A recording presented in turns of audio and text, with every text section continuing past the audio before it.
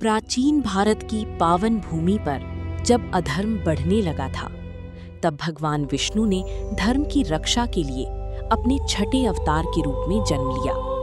ये अवतार थे भगवान परशुराम। परशुराम जी रामायण काल के महान ऋषि और अद्भुत योद्धा थे।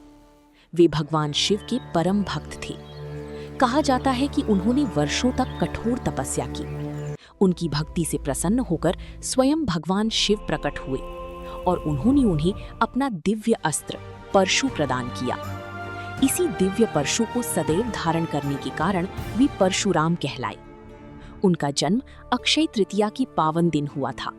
इस दिन को आज भी परशुराम जन्मोत्सव के रूप में मनाया जाता है। अब सुनिए उनके जन्म की अद्भुत कथा। प्राचीन काल में कन्नौज नगरी में गाधी नामक प्रतापी राजा राज्य करते थे। उनकी एक अत्यंत सुंदर और तेजस्वी पुत्री थी, सत्यवती।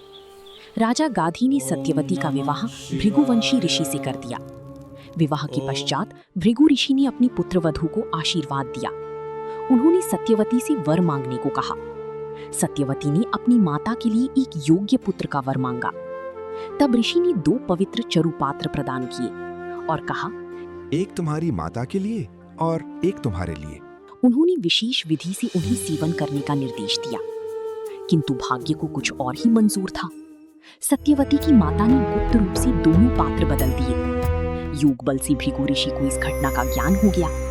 उन्होंने सत्यवती से कहा, अब तुम्हारी संतान क्षत्रिय स्वभाव वाली होगी। ये सुनकर सत्यवती व्याकुल हो उठी। उन्होंने विनती की कि उनका पुत्र ब्राह्मण धर्म का पालन करे। बहुत अनुरोध के बाद ऋषि ने आशीर्वाद दिया। समय बीता और सत्यवती की पुत्र के रूप में जमदग्नि मुनि का जन्म हुआ। जमदग्नि मुनि का विवाह राजा प्रसेनजित की पुत्री रेणुका से हुआ। रेणुका के 5 पुत्र हुए। उनमें सबसे छोटी थी परशुराम, जिनके भीतर ब्राह्मण का ज्ञान और क्षत्रिय का पराक्रम दोनों विद्यमान थे।